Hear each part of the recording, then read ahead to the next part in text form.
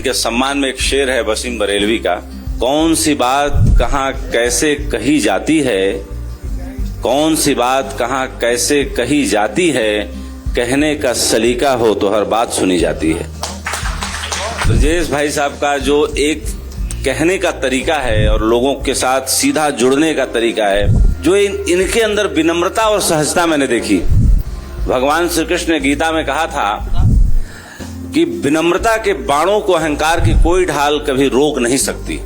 आपके जीवन में सफल होने का सबसे बड़ा राज आपकी विनम्रता है कि बादशाहों में मिलता है न अमीरों में मिलता है, लुट जाने का हुनर सिर्फ फकीरों में मिलता है। तो जो लुटा दे वही फकीर, कि चाह गई चिंता गई मनवा बेपरवाह, जिसको कछुना चाहिए वही सहनसा। भले मंत्री पद पे हो, इस पद पे हो, उस पद पे हो, लेकिन जिसके अंदर ये झुकने का भाव है ना, वही असली सहनसा है, वही पाएगा। उसी का आंचल इतना बड़ा है कि उसके अंदर कुछ उतरेगा।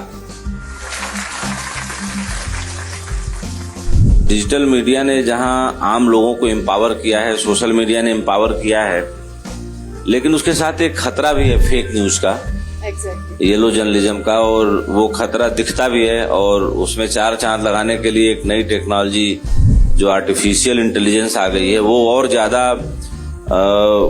ऐसा माहौल क्रिएट कर दे रही है कि लगता है कि नहीं सब कुछ सही सही है, लेकिन जब पड़ताल होती है तो लगता है कि गलत है। जो ऐसा उपेंद्र जी ने कहा था, फेक न्यूज़ आते हैं, लेकिन उसको चैलेंज है हम लोगों के सामने।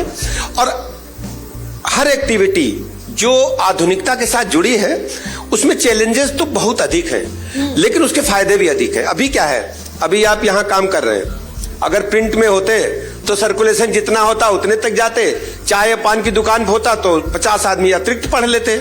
अब यहाँ बैठे हैं, अमेरिका में भी आपका चैनल देखा जा रहा है, तो इसके फायदे हैं। मैंने तो अपने यहाँ एक आधे घंटे का प्रोग्राम डिजाइन करवाया है कि क्या खबरें झूठी हैं।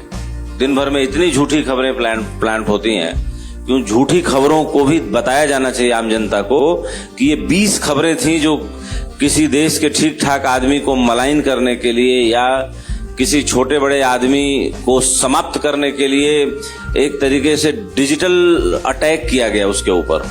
तो ये एक प्रोग्राम मैंने भारत एक्सप्रेस पे कमीशन किया है, इस पे हमारी टीम काम कर रही है। विज्ञान कहता है कि इस ब्रह्मांड में जितना कुछ है, आदमी के दिमाग के अंदर क्षमता है सब कुछ समा लेने की।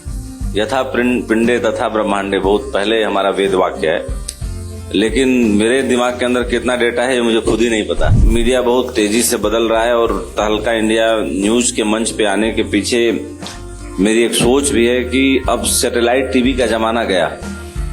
इसलिए सैटेलाइट टीवी का जमाना गया क्योंकि अब ये मोबाइल आदमी के हाथ में 24 घंटे है। टीवी देखना एक छोटा सा आयोजन है, मोबाइल रखना एक छोटी सी सुविधा है। तो उस छोटी सी सुविधा ने एक बड़े आयोजन को समाप्त कर दिया, हटा दिया।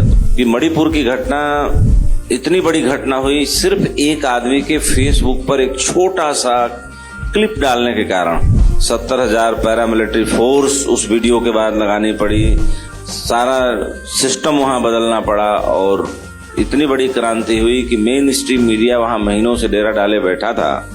जो असली बात जिससे देश में उबाल आ गया वो मेन स्ट्रीम मीडिया दिखा ही नहीं पाया।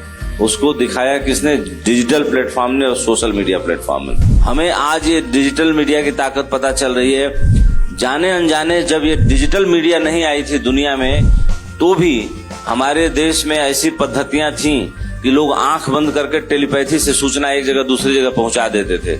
और बहुत ऐसे हजारों एग्जाम्पल है, मैंने तो पढ़ा है, देखा है।